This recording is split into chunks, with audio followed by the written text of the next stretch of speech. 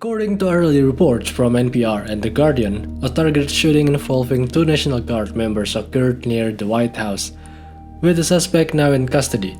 This is a serious story, so let's break down what's confirmed so far, clearly, responsibly, and without speculation. According to NPR, the shooting began during a routine security assignment near the White House on the afternoon of November 26th. Two National Guard members from West Virginia were stationed at the busy intersection, an area typically under heavy surveillance and considered stable at the moment. They were performing what should have been an ordinary patrol shift, standard procedures with no alerts or warnings raised beforehand.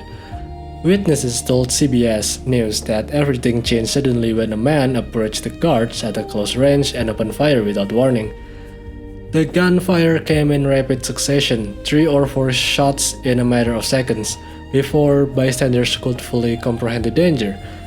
According to local police briefings, investigators immediately classified the incident as an ambush-style attack. The two guards reportedly had no time to defend themselves, which underscores how unexpected and lethal the situation was. In the aftermath, chaos erupted. People nearby ducked behind vehicles or bolted toward safer ground. Traffic halted abruptly. Officers stationed around the perimeter sprinted toward the sound of gunfire while shouting warnings. According to NBC News, nearby federal agencies were alerted within moments, largely due to proximity of the area to high-level government buildings, including the White House itself. That rapid coordination between local and federal units appeared to have played a crucial role in containing further harm. Police sealed off the streets within minutes, deploying barricades and instructing onlookers to back away.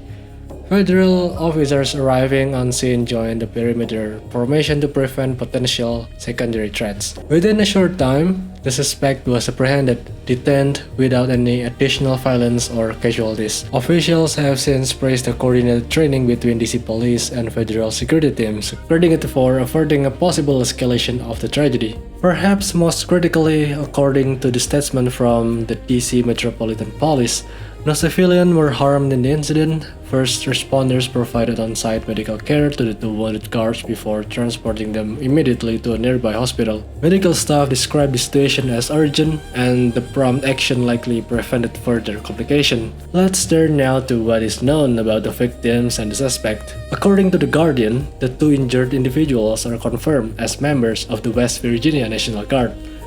They were listed in critical condition when they arrived at the hospital. Due to protocol and respect for the families, authorities have not released their names publicly. Medical teams reported worked swiftly, performing emergency surgery soon after their arrival, and updates on their conditions are expected to follow as treatment continues. For now, those details remain unconfirmed beyond critical condition, but the hope is for recovery and stability. On the suspect side, law enforcement sources cited by NPR confirm he is a male in his late 20s. He was taken to custody near the scene without further violence or incident. Multiple agencies, including local police, federal investigators, and the FBI, are now collaborating to conduct a comprehensive background check. According to official briefings, investigators are reviewing various aspects: his personal history, immigration status, digital communication, travel records, and any prior interactions with law enforcement or known extremist networks. They are also examining whether any manifest ideology, radicalization, or external influence played a role. At this point, authorities have not released a formal motive. While early evidence and witness testimony suggest the shooting was targeted, investigators caution the public against jumping to conclusions. Several unverified claims have already begun circulating online, but officials emphasize that any conclusion must wait until investigators can corroborate facts with solid evidence. According to NBC's latest update, the review is still ongoing, including probing whether the suspect acted alone or whether there were connections, direct or indirect, to others. What we know for now remains limited: a single suspect in custody, two critically injured guards, a scene sealed off and secured, and a formal investigation underway. That's the baseline, nothing more and nothing less, so far at least. Now let's shift to the broader response, from local authorities to the national level, and the political and institutional reaction that follow. Local authorities reacted swiftly, according to statement from the DC mayor's office. The attack was immediately described as targeted, prompting both public reassurance and intensified security. The police chief, in a press briefing, confirmed that the suspect is in custody and gave assurance that there is currently no ongoing threat to the public. According to NPR, Homeland Security officials also announced a temporary increase in security around federal buildings, including enhanced patrols, restricted access points, and selective road closures. While investigators continue their work, some high-profile government offices remain on heightened alert until the authorities can fully assess possible motives or associated risk. Politically, the reactions have so far been cautious and unified. According to The Guardian's reporting, lawmakers from both parties publicly expressed concern and solidarity with the injured guards and the first responders. The consensus in early statements: this is not a moment for partisan division, but one for support and calm. Still, some voices are already raising questions about broader issues, including emergency preparedness, security protocol. Should the investigation reveal any relevance there? In light of that, officials are urging the public to resist speculation. So far, most of the messaging has focused on verified facts, official statements, and controlled updates. A reflection of lessons learned from past incidents where misinformation caused panic or worse. Stepping back, this incident raises several broader issues worth reflecting on, not just for Washington, D.C., but for any urban center where security, governance, and public life overlap.